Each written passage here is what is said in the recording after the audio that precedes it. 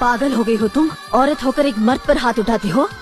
इतनी ऊंचे घराने की बहू होकर ऐसी नीच हरकत, शर्म नहीं आई तुम्हें? बहू हो तो बहू की मर्यादा में रहो। मर्यादा की रस्सी में तो आप जैसी जाहिल और गवार औरतें बनती हैं, मुझ जैसी पढ़ी लिखी मॉडर्न जमाने की लड़की नहीं। Excuse me, I am not an illiterate. I am a graduate from the University of Allahabad. I am aware of the modernization of women, but I have not forgotten my culture, my customs, my traditions and my values.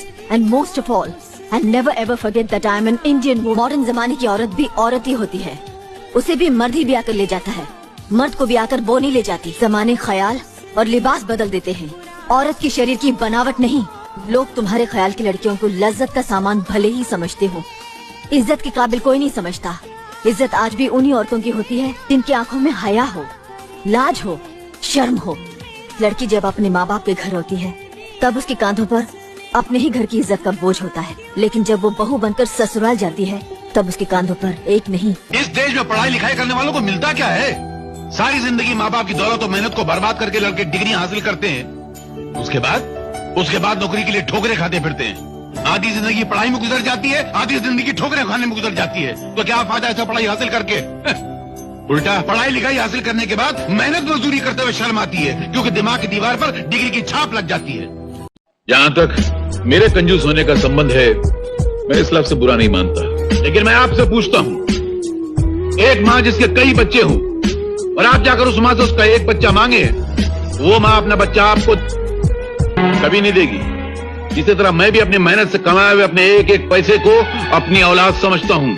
अगर वो माँ अपना बच्चा नहीं देगी तो मैं भी अपना बच्चा आपको मुफ्त में नहीं दूंगा। अगर वो माँ कंजूस है तो मैं भी कंजूस हूँ और मुझे अपने कंजूस होने पर फख्र है। अरे नालायको, माँ बाप को अपनी पलकों पर बिठाकर उनकी सेवा करना तो हमारा परम धर्म है। मैं ये नहीं कहता कि मंदिर बनाकर अपने माँ बाप की पूजा करो, मगर किसी मंदिर के सामने अपने माँ बाप को भीख मांगने पर मजबूर तो मत करो। बुढ़ापे में पति पत्नी का रिश्ता दिए और बाती जैसा होता है, बाती को अलग कर दो तो दिया बुझ जाता है। वैसे ही इस उम्र में इन्हें अलग कर दिया तो ये मर जाएंगे। इतिहास गवाह, जो माँ बाप की इज्जत नहीं करता वो बेटा कभी सुखी नहीं रह सकता। हमें माफ कर दीजिए दादा ठाकुर, हमें माफ कर दीजिए, हमें माफ कर दीजिए। माफी मुझसे नहीं, अपने माँ बाप से मांगो जिनका दिल तुमने दुखाया है। अब इनकी आखिरी सांस तक तुम्हें इनकी सेवा करनी पड़ेगी, वरना तुम इस गांव में नहीं रह सकते। यह हमारा फैसला है।